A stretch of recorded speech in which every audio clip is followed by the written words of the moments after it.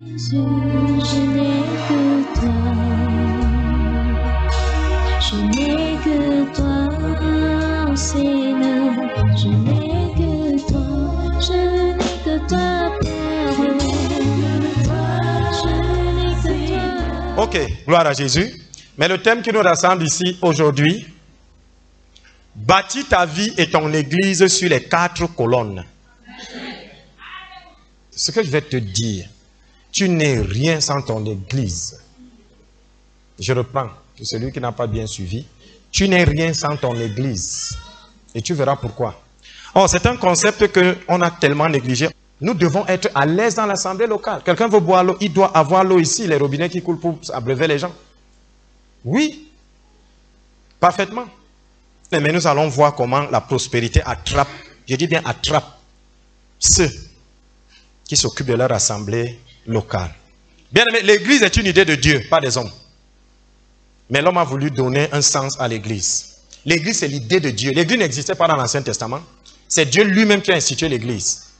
Elle a été prophétique dans l'Ancien Testament, mais elle est sortie dans le Nouveau Testament. Est-ce que je parle à quelqu'un? Et Dieu a fait un choix. C'est d'agir dans le monde à travers l'église. Est-ce que je parle à quelqu'un? Dieu agit dans le monde à travers l'église.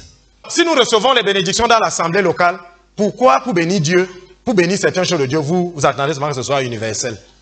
Là où tu reçois la bénédiction, c'est aussi là où tu donnes la bénédiction. Je m'adresse ici à quelqu'un. Donc, sachez que l'église locale, à un certain moment dans la Bible, il y a même eu où on utilise le grand E. Vous allez voir. L'église locale est un démembrement de l'église universelle. C'est la somme des églises locales qui donne l'église universelle au corps de Christ. Je m'adresse ici à quelqu'un. Gloire à Jésus. Allons directement dans la parole de Dieu. Ainsi, pour ce qui est de Tite, il est notre associé et notre compagnon d'œuvre auprès de vous. Et pour ce qui est de nos frères, ils sont les envoyés des... Si c'est l'église universelle, c'est une seule, elle est unique. Quand on parle d'ici, c'est les églises, c'est les assemblées locales. Et c'est quoi? La gloire de Christ. Aïe, aïe, aïe. Donc les églises locales sont la gloire de Christ. On dit que c'est quand il va revenir. La gloire de Christ commence maintenant. Donc on dit, ils sont les envoyés. En ce qui concerne nos frères, vous et moi, ils sont les envoyés des églises. La gloire de Christ, envoyée où? Dehors. C'est les églises qui envoient les gens dehors, les frères. Parce que l'église, c'est la gloire de Christ. Répète, l'église locale est la gloire de Christ. Alléluia. C'est donc pour cette raison que la Bible demande de manière expresse de ne pas abandonner les assemblées. Or, on demande à certaines personnes, on dit que Dieu est partout. C'est vrai, hein? Amen. Même chez le marabout, Dieu est là-bas. Mais tu le trouves là-bas. La Bible dit quelque chose dans Hébreux 10, 25. N'abandonnons pas notre assemblée comme c'est la coutume de quelques-uns, mais exhortons-nous réciproquement. Et cela d'autant plus que vous voyez s'approcher le jour. Dans n'abandonnons pas si, de manière, je vais dire égoïste, je me suis dit, c'est ne quittons pas. Ça va au-delà. Ça va au-delà de quitter. Quand, par exemple, vous avez votre enfant chez vous, il dit que mon père m'a abandonné. Pourtant, il n'a pas quitté la maison. Ça veut dire que quoi? On dit, prenons soin de nos assemblées. Ne les abandonnons pas. N'abandonnons pas nos assemblées. Veut dire, prenons soin de nos assemblées. Prenons soin de nos assemblées. Parfaitement. Est-ce que quelqu'un peut quitter de chez lui, venir habiter ici une semaine et il rentre? Est-ce que c'est possible? Vous abandonnez votre assemblée. Vous ne le faites pas. Pourquoi? Parce que quand vous venez ici, c'est quand il y a un problème. S'il pleut maintenant et que l'eau entre là, même si je dis, je prêche les miracles ici, même si je marche en l'air, je cale en l'air, tu vas d'abord te protéger. C'est vrai, non? Et Satan a donné une certaine idée à l'église. Que c'est un endroit comme ça. N'abandonnons pas. Le n'abandonnons pas, là, on va dire ne partons pas de nos assemblées. Non, ça c'est égoïste. Si tu comprends pas, ne partons pas de nos assemblées. Ça va au-delà de ça. Ça veut dire n'abandonnons pas. Nous pouvons être là, mais l'église est abandonnée. N'abandonnons pas les assemblées. Quand le Seigneur me dit, c'est comme ça que j'ai parlé, j'ai dit, oh mon Dieu, moi-même, c'est terrible. Et c'est là où je comprends. Quand tu n'as pas Dieu dans le cœur, ça ne marche pas. On dit bien notre assemblée. Vous savez que quand vous vous occupez de beaucoup de choses, or, quand vous avez votre assemblée, Dieu dit de ne pas l'abandonner. Dieu dit je n'abandonnerai plus mon assemblée. Regardez donc quelque chose dans AG 1:9. Et vous comptiez sur beaucoup et voici vous avez eu peu. Vous l'avez rentré chez vous, mais j'ai soufflé dessus. Pourquoi, dit l'Éternel? À cause de ma maison qui est détruite. Tandis que vous, vous empressez chacun pour sa maison. Donc, ta maison est spirituelle. C'est une comparaison. Donc, comme toi tu as une maison physique, Dieu te parle aussi de sa maison physique. Il dit que à cause de ma maison qui est détruite, mais tandis que vous vous empressez chacun pour sa maison. Si chacun amenait une partie de sa maison, ça allait faire la maison de Dieu. Et c'est ce qu'il veut. Que chacun amène une petite partie de sa maison. Nous sommes, nous tous, les ustensiles de Dieu à son service. Je parle à quelqu'un. Il dit que j'ai soufflé dessus parce que vous vous empressez chacun pour sa maison. Continuons. C'est pourquoi les cieux vous ont refusé la rosée. Parce que Dieu se manifeste dans le monde au travers de son église en passant par l'église locale. Si Dieu envoie le don de guérison, c'est par où? C'est pas dans ton église locale? C'est pas par ça? Et on dit que c'est la gloire de Christ. Alors, Dieu voit 3 genres de personnes dans le monde. Moi, je voyais 2. Mais Dieu m'a dit 3. Alléluia. Allons voir ce genre de personnes dans 1 Corinthiens 10, 32. Ne soyez pas en scandale aux Juifs, ni non, aux Grecs, aux Juifs et à l'Église. C'est là où il me dit que grec, en d'autres termes, c'est païen. Le type qui n'a ni foi ni loi. C'est ça un grec. Quand on dit que tu es un grec, il faut refuser. Un peu. Hein? On va se mettre en grec chiche en argent, mais grec, c'est un païen. Donc il y a les païens, il y a les juifs. Israël, juif, c'est-à-dire la nature, juif, et l'église. Voilà les 3 genres de personnes que Dieu lui voit. Alors, ces gens-là sont là. Les juifs, eux, ils ont leur territoire. C'est Israël. Les païens ont leur territoire. Les chrétiens aussi ont un territoire par lequel ils agissent. Et c'est l'église locale. Est-ce que je m'adresse ici à quelqu'un? Alléluia. Dans Matthieu 18, 20, la Bible dit, car là où 2 ou 3 sont assemblés en mon nom, je suis au milieu d'eux. Cette parole-ci, c'est bénissant. Rassembler est différent de assembler. On se rassemble au stade. On se rassemble chez le coiffeur. On se rassemble en classe. Mais on est assemblé par quelque chose. Si on vous dit, ramassez le bois, vous allez faire les tas. Mais si on vous dit, assembler ce bois en fagot, vous faites comment? Vous prenez, vous mettez en ordre les bois de même dimension, vous mettez et à la fin vous prenez une corde et vous enroulez. Là vous avez assemblé. Et c'est pour ça que Jésus dit, là où 2 ou 3 sont assemblés, c'est-à-dire les gens de la même nature qui sont quelque part et attachés par le Saint-Esprit. C'est lui qui assemble. Donc on peut être assis comme ça, il n'est pas là car il n'y a rien. Gloire à Jésus. Continuons dans Éphésiens 5:30. Parce que nous sommes membres de son corps. Pour donner un corps, les muscles sont assemblés. Je parle à quelqu'un. Si on enlève les tendons, si on enlève ça, on va, je ne sais pas trop. On ne peut plus avoir un corps, même les os sont assemblés. Et qui nous donne cet assemblage? C'est le Saint-Esprit qui habite où? Le Saint-Esprit habite où? L'église. Le Saint-Esprit habite l'église. S'il entre dans ton corps, c'est parce que tu fais partie de l'église. Je m'adresse à quelqu'un. C'est pour ça que quand tu sors de l'église, le Saint-Esprit n'est plus avec toi. Parce qu'il habite l'église. Est-ce que je m'adresse ici à quelqu'un? Donc quand tu dis tel tu es, tel je suis, regarde où tu es assis à l'église. Regarde les murs de ton église. Regarde la toiture. C'est percé. Tel tu es. Tel je suis. C'est bizarre. Mais c'est vrai. C'est vrai. C'est pour ça qu'on sème où? On appelle l'église quoi? Il dit apporter les richesses où?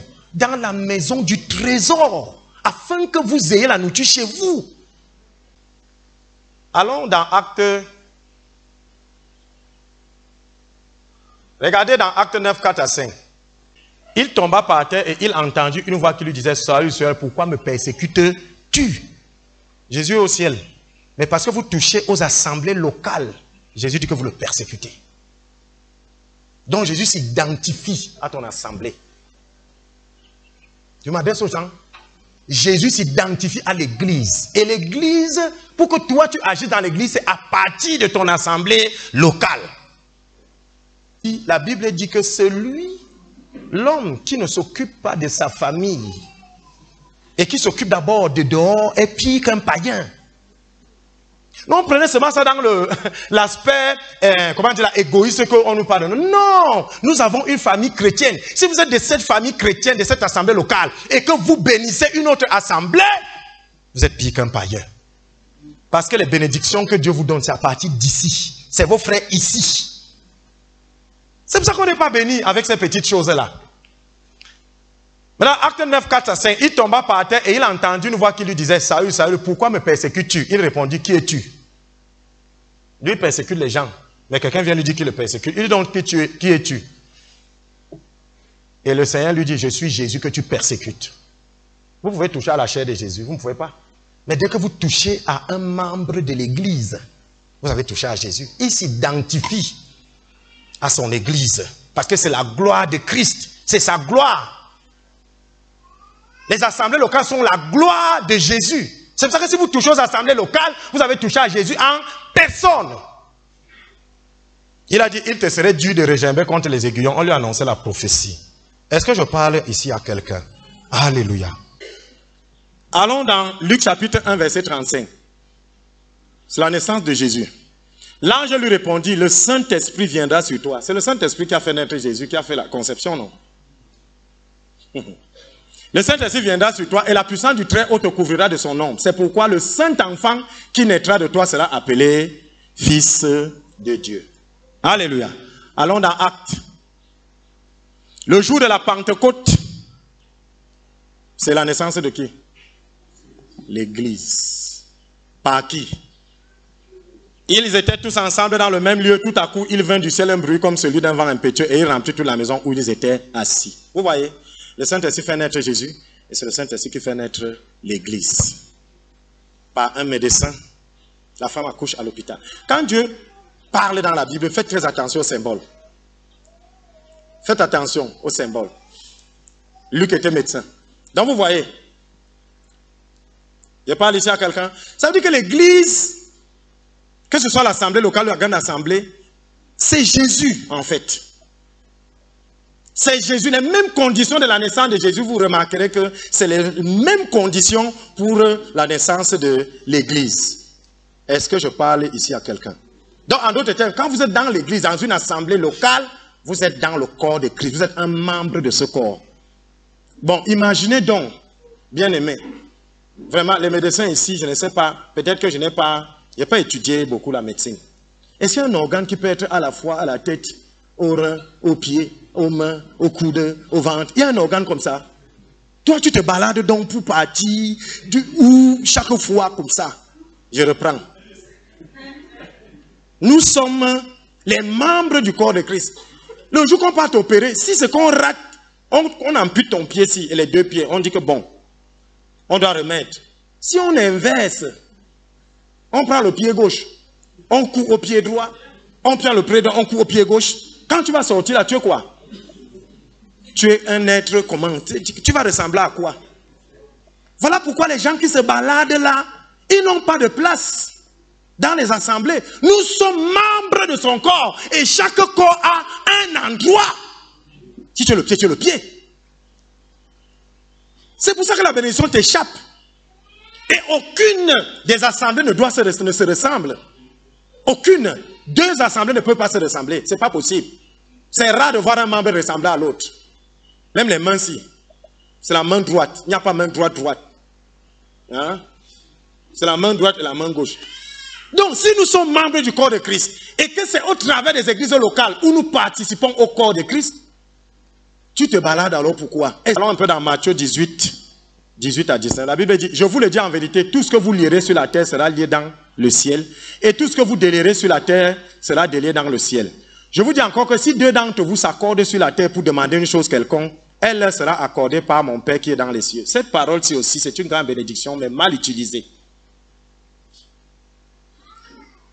On est assemblé parce qu'on est lié par quelque chose. N'est-ce pas? Quand on est assemblé, c'est parce qu'on est ensemble et on est lié par quelque chose. C'est ça, non? Maintenant, la question qui doit venir, c'est que comment est-ce que nous qui sommes assis ici, là, nous savons que nous sommes liés? C'est ça, non? Puisque c'est là où deux ou trois qui sont assemblés, Dieu est là. Comment est-ce que nous qui nous réunissons, nous sommes donc liés? Alléluia. Voici la réponse. Je vous le dis, tout ce que vous lierez sur la terre sera lié. En d'autres termes, quand l'homme de Dieu est placé devant et que nous sommes assis pour suivre l'évangile et qu'il dit à Dieu, Seigneur, je te les remets, le Saint-Esprit descend pour vous lier. Ce n'est pas que je lie les pieds de ceci. Non, non, non, non, non. Non, non, non. Les pentecôtistes, ils aiment trop lier les pieds des gens. Je lis ses pieds. Et celui qui vient, je le lis. C'est quoi? Il y a quoi là? Hein? Donc, si nous sommes assemblés, pas rassemblés, si nous sommes assemblés quelque part, c'est parce que là où deux ou trois sont, il faut qu'ils soient liés par le Saint-Esprit afin que Dieu vienne. Or, quand vous vous rassemblez au nom de Jésus et que vous êtes liés par le Saint-Esprit, à ce moment, vous êtes assemblés. Je m'adresse ici à quelqu'un. Et maintenant, comment est-ce que les gens qui sont donc assis là sont liés par le Saint-Esprit afin que Dieu vienne? Ce que vous lierez sera lié. Je voulais dire en vérité, tout ce que vous lierez sur la terre sera lié dans le ciel. Et tout ce que vous délierez sur la terre sera délié dans le ciel. Maintenant, regardez, ces deux secrets qui ont été livrés. Le deuxième, c'est, je vous le dis encore, si deux d'entre vous s'accordent sur la terre pour demander une chose quelconque, elle sera accordée par mon Père qui est dans les cieux. Le minimum de deux personnes qui doivent s'accorder sur la terre, c'est où? C'est dans l'assemblée locale, s'il vous plaît. Salomon avait dit quoi? Il avait dit à Dieu, Seigneur, que toute prière qui sera faite dans cet endroit exauce non. Pourquoi? Parce qu'il avait fait quoi? Le sacrifice. Salomon avait sacrifié des taureaux. Et à cause de ce sacrifice, Dieu lui a demandé, tu veux quoi? Il a dit, Seigneur, je prie que tout ce qui sera demandé quand il dédicaçait le temple, que tout ce qui sera demandé dans cet endroit exauce. Et Dieu devait exaucer à cause du sang versé. Oh, nous avons l'agneau de Dieu par excellence qui a été sacrifié pour nous. Donc nous pouvons aussi maintenant demander à Dieu d'exaucer toute prière. Là où nous reconnaissons que l'agneau de Dieu a été sacrifié. C'est ça. Et c'est dans l'église, c'est dans l'assemblée locale que c'est fait. Si c'est que je veux que tout le monde, je ne sais pas trop quoi. Je veux que tout le monde de ma famille croit. Comme vous priez souvent là, que Dieu vienne dans ma famille. Mais liez-vous avec quelqu'un ici. Je vous dis encore que si deux d'entre vous, vous qui? Païens, vous qui avez accepté Jésus. Si deux d'entre vous s'accordent sur la terre pour demander une chose quelconque, elle sera accordée par mon Père qui est dans les cieux. Parce que toute chose physique est d'abord spirituelle. Wow. Et c'est pour ça que quand Satan est dans une église, qu'est-ce qu'il veut faire? Il veut délier les gens. Et c'est ça qu'on dit que celui qui amène la division dans une assemblée, qu'on le chasse. Oui. Parce qu'il amène la division. Parce qu'il est contre le fait que Dieu dit de s'accorder. Lui, il amène le désaccord. C'est des messages que les gens n'aiment pas beaucoup. Parce que ça dénonce le diable très mal. Est-ce que je m'adresse ici à quelqu'un? Donc, bien aimé, l'assemblée locale. Dis l'assemblée locale. Reprends l'assemblée locale. Alléluia. Allons dans 2 Thessaloniciens. 2, 4, 6. Allons d'abord la parole ici. L'adversaire qui s'élève au-dessus de tout ce qu'on appelle Dieu ou de ce qu'on adore jusqu'à s'asseoir dans le temple de Dieu. Se proclamant lui-même Dieu. Il y a des gens ici qui sont entrés dans les églises où ils disaient que le serviteur là-bas est Christ. C'est ça ici. Se proclamant lui-même Dieu. Ne vous souvenez-vous pas que je vous disais ces choses lorsque j'étais encore avec vous? Et maintenant que vous savez ce qui le retient afin qu'il ne paraisse qu'en son temps. En d'autres termes, Dieu est en train de dire ici que si vous disiez que l'église était mauvaise, vous ne marcherez pas là dehors. Parce que la chose qui retient les pires choses d'arriver, la retient en partant de l'église. Je reprends. Vous qui dites que l'église, oh c'est pire, c'est mauvais, vous n'avez pas une base de comparaison. C'est quand on va enlever le Saint-Esprit sur cette terre que vous allez voir l'importance que jouait l'église. Mais aujourd'hui, on n'a pas une base de comparaison. On a simplement quelques brebis galeuses et on veut juger le corps de Christ. Il y a de me dire erreur. Je parle à quelqu'un. On juge quand on a la comparaison. Ici, on est en train de dire que quand et maintenant, vous savez ce qui le retient. Qui retient l'impie? Qui retient l'impie? C'est le Saint-Esprit. Et il habite où? Dans l'église. Voilà pourquoi vous allez faire une remarque. Pourquoi une église vient s'installer dans un quartier? Oh, les gens du quartier se lèvent. Pourquoi? Parce que dès que l'église, l'assemblée locale va s'installer, le Saint-Esprit qui habite à l'intérieur de l'église va retenir les œuvres des ténèbres. Est-ce que je parle ici à quelqu'un? Donc, l'église est glorieuse. Pourquoi? Parce que c'est la gloire de Christ. Quand Balaam et Balak, il y avait malédiction, Dieu a dit, je n'aperçois pas le mal. Pas qu'il n'y a pas le mal. Dieu a dit, je n'aperçois pas le mal en Israël pour les punir. Et aujourd'hui, nous ne sommes pas bons parce que nous prions beaucoup. Nous ne sommes pas bons parce que nous donnons les sacrifices. Nous sommes bons parce que quelqu'un est mort et à cause de sa résurrection, nous avons été déclarés justes. Amen. C'est pour ça qu'un bon ministère, 1, vous focalisez votre message sur Jésus. 2, vous priez pour Israël. Et 3, faites attention à l'église locale. Maintenant, donc, je vais donc te donner le secret des 4 colonnes sur lesquelles tu vas bâtir. Maintenant, allons dans Actes, chapitre 2, verset 41. Voici les 4 colonnes sur lesquelles tu dois bâtir ton église et ta vie. Acte 2, 41, 42, la Bible dit, ceux qui acceptaient sa parole furent baptisés, et en ce jour-là, le nombre des disciples s'augmenta d'environ 3000 âmes. Point. Ils persévéraient dans l'enseignement des apôtres. Il y a plusieurs enseignements ici dehors. L'enseignement qui doit passer dans tes oreilles, c'est l'enseignement des apôtres. Et il s'agissait de quoi? Paul a dit quoi? Nous prêchons Christ et Christ crucifié. S'il y a un autre message que tu écoutes, je t'annonce aujourd'hui que c'est la source de tes problèmes. Bien aimé, écouter est suffisant. C'est parce que vous ne connaissez pas. Jésus a dit que mes paroles sont esprit et vie. Un message pour vous posséder. Donc, les messages qu'on écoute nous possèdent. Il y a un message qui délivre. Moi, on m'a dit, va délivrer la parole et libérer les captifs. Je crois que c'est en disant aux démons de partir. Non, vous n'êtes pas captifs des démons parce que Jésus a vaincu. Nous sommes captifs de la mauvaise doctrine. La doctrine des cailloux, la doctrine de la pierre, la doctrine de la terre, la doctrine des lavages. Ça là, ce n'est pas Christ, Christ crucifié. Donc, il persévérait dans l'enseignement des apôtres. Au temps de Paul, il n'y avait pas la terre. Pourtant, la terre existait. 1. 2. La communion fraternelle. Il y a communion fraternelle où? Chez vous? Dans l'assemblée locale. Comme on est assis là, on est dans une communion fraternelle. On est des frères et on est assis. Nous communiquons. Nous communions ensemble. Ce n'est pas la communion. On nous a gâtés. La communion, c'est ça. La fraction du pain. Il y a une différence. Donc, premier pilier, l'enseignement des apôtres. On dit qu'ils persévéraient. Persévérer veut dire ne pas faire une fois. Hein. C'est continuellement. Pratiquer cela. Ils persévéraient dans l'enseignement des apôtres, suivre le bon message. La communion fraternelle, l'assemblée locale. Ils ne s'amusaient pas avec leur assemblée locale. La fraction du pain et les prières. Voilà les 4 colonnes. Si vous persévérez dans ces 4-là, le résultat sera fulgurant. Mais aujourd'hui, c'est 1 ou 2. 1 ou 2. Amen. Les gens prient. Et même prière.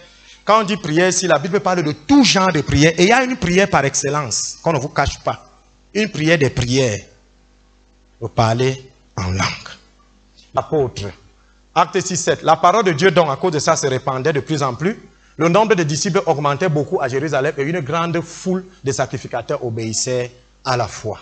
Toujours à cause de ça, dans Acte 12, 24. Cependant, la parole de Dieu se répandait de plus en plus Et le nombre des disciples augmentait, remplissait les églises. Toujours à cause de ça, Acte 19, 20, c'est ainsi que la parole du Seigneur croissait en puissance et en force. Il ne s'agit pas de faire les publicités. Il ne s'agit pas de dire grande ceci. Faites-le. Mais vous voulez être établi, c'est ces 4 colonnes. Le message, la rupture du pain, la communion fraternelle et les prières. Est-ce que j'ai été clair? Sur ce, je scelle